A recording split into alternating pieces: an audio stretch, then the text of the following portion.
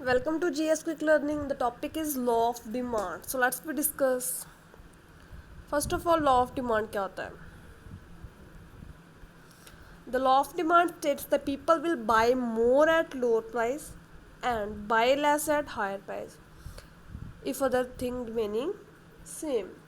सो ये थी उसकी डेफिनेशन कि लॉ ऑफ डिमांड क्या होता है. लॉ ऑफ डिमांड बेसिकली ये होता है कि जैसे प्राइस के अफेक्ट से जो डिमांड है वो अफेक्ट होती है, उसको हम कहते हैं लॉ ऑफ डिमांड.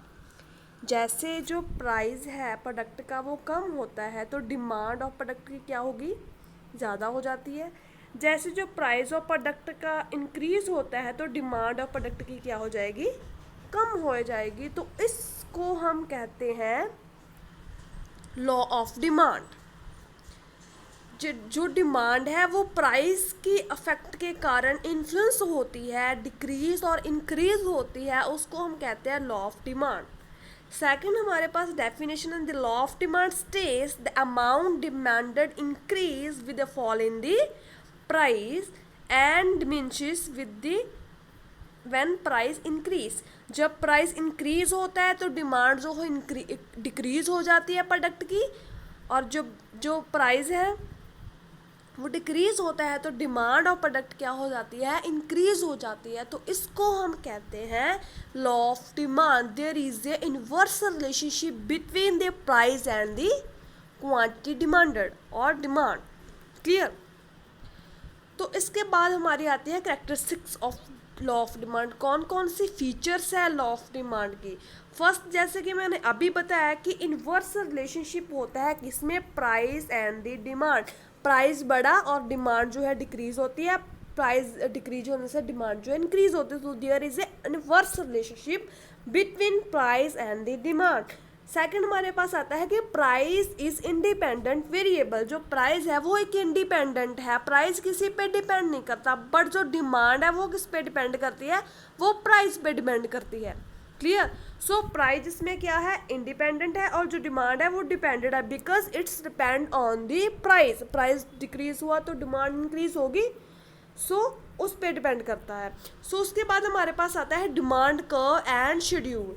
सो जैसे देखिए जहाँ पर प्राइस है और जहाँ पर हमारे पास डिमांड है, कैसे हमें कहते हैं शेड्यूल में इसको कैसे रिप्रेजेंट करते हैं. जैसे मान लीजिए जो प्राइस है ऑरेंज की कितना है, पहले 10 था, उसके बाद जो डिमांड थी उसकी कितनी थी, 2 रुपीज़ थी.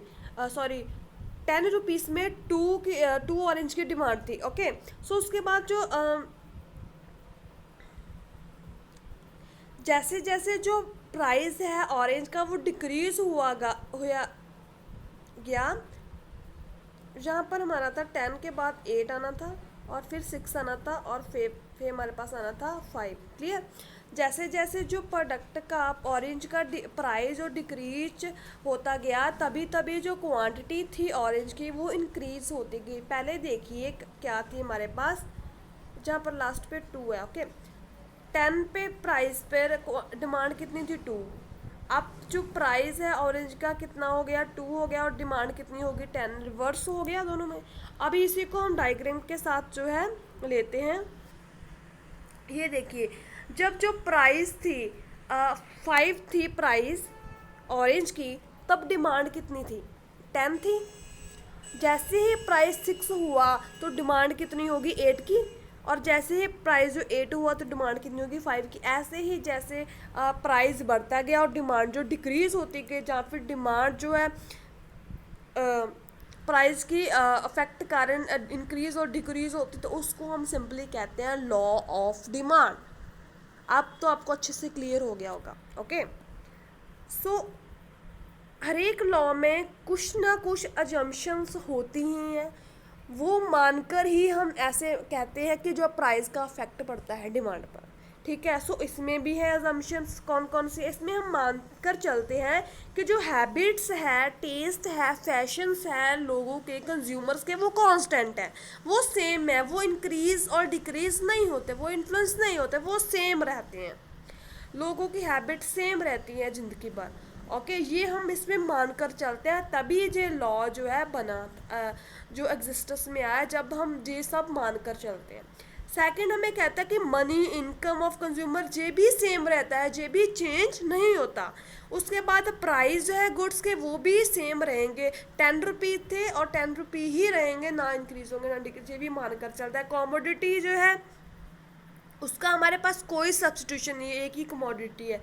और people do not expect change, people expect नहीं करते कि प्राइस में चेंज होगा या नहीं होगा, वो भी सेम मानकर चलते कि यही प्राइस जो है रहेगा। सो ये सब इसमें अजम्पशन है, तभी जो लॉ है एग्जिस्टेंस में आता है। ओके, सो इसके बाद हमारे पास आता है exception to the law of demand. Law of demand जैसे कि मैंने बताया कि प्राइस का अफेक्ट पड़ता है डिमांड पर, ओके, इनवर्स रिलेशनशिप होता है। बट कुछ केसेस ऐसे होते हैं जहाँ पर ये रूल फॉलो नहीं होता, जहाँ पर ये प्राइस इनवर्स क्वांटिटी वाला रूल फॉलो नहीं होता। वो कौन कौन से केस हैं? ओके, फर्स्ट हमारे पास आता है given goods. These are the those inferior goods on which the consumer spend a large part of his income and the demand for which fall with the fall in their price। जैसे given goods हमारे पास inferior goods होती हैं, जैसे हमारे पास हो गया बाजरा। Okay, सो इसमें कहते हैं कि ये वो प्रोडक्ट होता है जो प्राइस जब बढ़ता है इसका तभी इसकी डिमांड जो है बढ़ती है, और प्राइस जब कम होता है तभी इसकी जो डिमांड है वो कम होती है। सो ये केस में जो है लॉ ऑफ डिमांड जो है नहीं सूट करता और नहीं अप्लाई होता, हम कह सकते हैं। सेकंड हमारे पास आ गया commodity which are used as a status symbol.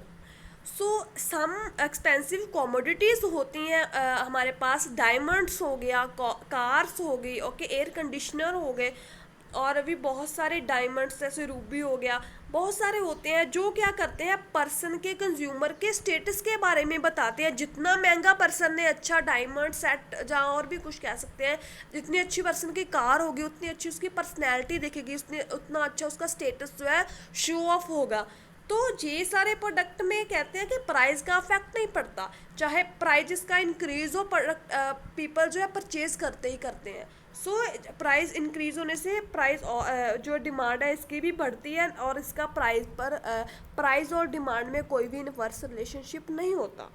Clear? इसको हम वेबलन गुड्स भी कहते हैं। डन? ओके, नेक्स्ट हमारे पास आता है इसी में expectation regarding future prices. If the price of a commodity is rising and expected to rise in the future, the demand the commodity will be increased. It means कि जब हम ये सोचते हैं, एक्सपेक्ट करते हैं कि जे प्राइस है, अब जैसे गोल्ड मान लीजिए, जो गोल्ड है अभी उसका प्राइस जो है कभी कम नहीं होता, मतलब फ्यूचर में भी बढ़ता ही जाता है, ओके, बहुत तेज़ी से बढ़ता है। सो क्या होता है कि पर्सन जो होता है उसको डर होता है, डर नहीं, उसकी एक्सपेक्टेशन होती है कि प्राइस जो इंक्रीज होगा तो अभी हम परचेज कर उसको रख लें। तो इसके कारण वो क्या करते हैं, उसी रेट पर उसको परचेज कर रख लेते हैं। वो वेट नहीं करते कि कब प्राइस जो है डिक्रीज होगा और डिमांड इंक्रीज करेंगे, वो क्या करते हैं प्राइस इंक्रीज पर ही डिमांड जो है इंक्रीज कर लेते हैं। सो इस फ्यूचर एक्सपेक्टेशन के अकॉर्डिंग जो हमें प्रोडक्ट को बाय कर लेते हैं। ओके, सो यहाँ पर भी जो रूल है वो अप्लाई नहीं होता लॉ ऑफ डिमांड का। नेक्स्ट हमारे पास आ गया इमरजेंसी। इमरजेंसी के टाइम जैसे वॉर हो गया, फेमिना हो गया, फ्लड आ गए, ओके, सो उसके टाइम हम क्या करते हैं, इमरजेंसी के time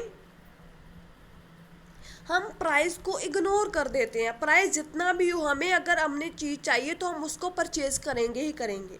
okay, consumer have an abnormal behaviour if they expected shortage in goods, they वो क्या करेंगे, वो एक्सपेक्ट कर रहे होंगे तब कि आगे आने वाले समय में हमें इस गुड्स की शॉर्टेज हो सकती है, तो वो क्या करेंगे उसी रेट पर, चाहे वो प्राइस इंक्रीज हो चाहे वो प्राइस डिक्रीज हो, उसी रेट पर जो है प्रोडक्ट को बाय कर रख लेंगे, सो दैट कि कहीं जो इमरजेंसी में हमें उसकी लोड़ पड़ी तो हम उसे यूज़ कर लेंगे। सो इस पर भी, यहाँ पर भी कहते हैं कि लॉ ऑफ डिमांड का कोई जो है अफेक्ट नहीं पड़ता कि कब प्राइस कम होंगे डिमांड इंक्रीज होगी, कब प्राइस इंक्रीज होंगे डिमांड डिक्रीज, सो दैट इसका उसके साथ कोई भी रिलेशन नहीं है। ठीक है, उसके बाद हमारे पास आता है quality price relationship. Some people assume that expensive goods are higher quality than the low price goods. ये बात भी है कि जो कई कंज्यूमर होते हैं वो क्या एक्सपेक्ट करते हैं, वो क्या सोचते हैं, वो क्या अज्यूम करते हैं कि जो जिस कमोडिटी के जिस प्रोडक्ट के प्राइस ज़्यादा है उसकी क्वालिटी भी अच्छी होगी। ओके ये माना जाता है कि जिस प्रोडक्ट के जो प्राइस है वो ज़्यादा है उसकी क्वालिटी भी ज़्यादा होगी, तो वो क्या करते हैं, प्राइस इंक्रीज वाली ही जो गुड्स है वो बाय करते हैं और लो प्राइस वाली को बाय नहीं करते, तो जहाँ पर भी जो लॉ ऑफ डिमांड है नहीं अप्लाई होता। नेक्स्ट हमारा आ गया change in income. Some time the demand for the product may change according to the change in income. Obvious सी बात है कि जब एक पर्सन है उसकी इनकम है वो इंक्रीज होगी तो वो क्या करेगा, परचेज ज़्यादा करेगा। ओके यहाँ पर वो वेट नहीं करेगा कि कब प्राइस लो हो और वो जो है कमोडिटी को परचेज करे, सिंपली उसकी इनकम इंक्रीज हुई तो वो परचेज भी इंक्रीज कर देगा। सो इस यहाँ पर भी कहते हैं कि कोई भी अफेक्ट नहीं पड़ता लॉ ऑफ डिमांड का जब उसकी जो इनकम है, ये इस यहाँ पर जो डिमांड का रिलेशन किससे है, यहाँ पर डिमांड का रिलेशन इनकम से है पर्सन की, ना कि प्राइस से। ओके जब उसकी जो इनकम है वो इंक्रीज होगी तब उसकी डिमांड भी इंक्रीज होगी, जब उसकी इनकम डिक्रीज होगी तब उसकी डिमांड भी इंक्रीज होगी। क्लियर। ओके नेक्स्ट हमारे पास पॉइंट आता है change in fashion taste and preference. The change in fashion trend taste preference of the consumer negates effect of law of demand. The consumer tend to buy those commodity which are very much in the market at higher price. Consumer क्या करते हैं, जो fashion के according चलती है, test उनके preference जो है फैशन के अकॉर्डिंग चेंज होती रहती है, फ्लक्चुएट होती रहती है। तो जब मार्केट में कोई नया प्रोडक्ट आता है हायर प्राइस के साथ वो वही परचेज करते हैं बिकॉज उसका ट्रेंड चल रहा होता है। तो वो क्या करते हैं, वो प्राइस को अनदेखा करते हैं और हायर प्राइस पर ही वो क्या करते हैं, प्रोडक्ट को परचेज कर लेते हैं। तो यहाँ पर भी कहते हैं कि कोई लॉ ऑफ डिमांड का जो रूल्स है वो अप्लाई नहीं होता। ओके नेक्स्ट हमारे पास आती है necessity of life. These are the certain commodities which have become essential of the modern life. Necessity of life means कि कुछ प्रोडक्ट होते हैं जो क्या होते हैं लाइफ में बहुत ही ज़रूरी होते हैं हमारे। ओके चाहे उसका प्राइस इंक्रीज हो चाहे उसका प्राइस डिक्रीज हो, हमें उसकी ज़रूरत तो रहती ही है तब हम उसको परचेज करते हैं। तो यहाँ पर भी सिंपली हम वेट नहीं करेंगे कि प्राइस कब डिक्रीज हो तो हम उसको परचेज करें। बहुत सारे प्रोडक्ट होते हैं जिनकी हमें ज़रूरत रोज़ पड़ती है, डेली लाइफ में लोड पड़ती है, तो हम उसे सिंपली परचेज कर लेते हैं। जैसे हमारे पास आ गया टीवी हो गया, रेफ्रिजरेटर हो गया, ऑटोमोबाइल्स हो गया, वॉशिंग मशीन हो गया, एयर कंडीशनर, तो हमें उसकी ज़रूरत है। ओके तो हम चाहे हमें कोई भी रेट पर मिले हम उसको परचेज करेंगे, हम वेट नहीं करेंगे। सो यहाँ पर भी कहते हैं कि जो लॉ ऑफ डिमांड है वो अप्लाई नहीं होता। So thank you so much. Keep on watching, keep on learning.